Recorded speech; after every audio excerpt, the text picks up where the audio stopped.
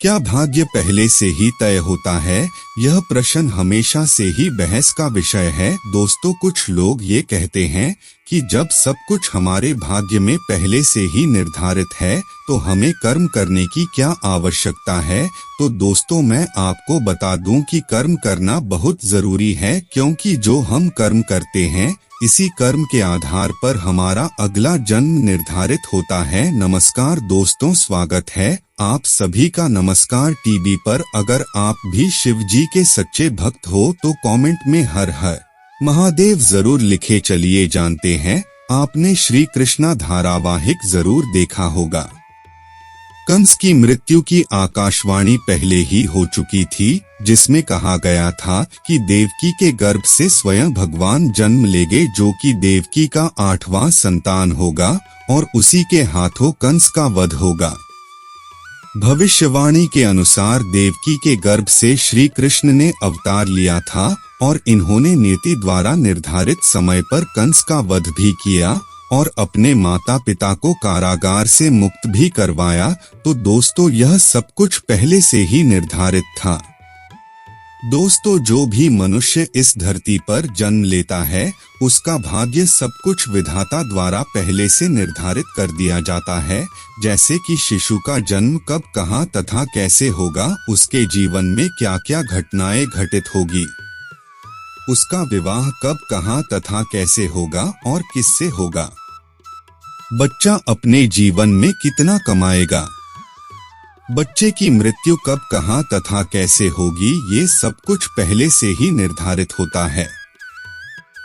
दोस्तों, एक बार जो विधाता ने लिख दिया वो चाहकर भी नहीं बदला जा सकता है।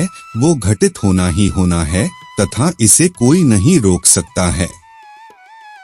दोस्तों, रामायण आपने देखा होगा। यह पहले से ही निश्चित था कि भगवान राम को 14 वर्ष का वनवास मिलेगा।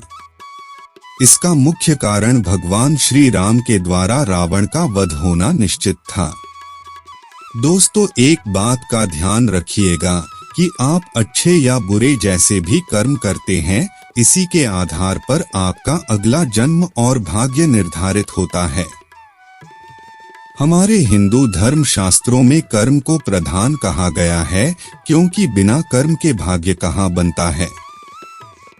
मनुष्य जीवन का असली उद्देश्य उस परमपिता परमेश्वर को प्राप्त करना है। यदि आप उस परमेश्वर को प्राप्त कर लेते हैं तो आप 84 के चक्कर से मुक्त हो जाएंगे। साथ ही साथ आप हमेशा के लिए जन्म मरण के चक्कर से मुक्त हो जाएंगे। आपको दोबारा इस मृत्यु लोक में जन्म नहीं लेना पड़ेगा, क्योंकि आपकी आत्मा उस परमपिता परमेश्वर में विलीन हो जाएगी, जिससे आपको मुक्ति मिल जाएगी। इसीलिए हमें हमेशा अच्छे कर्म करने चाहिए। हमेशा हमें दूसरों का भला करना चाहिए। यदि आपके नजर में कोई गरीब है, दीनहीन है, तो उसकी हमें मदद करनी चाहिए। ब्राह्मण और साधुजनों का हमें आदर सत्कार करना चाहिए।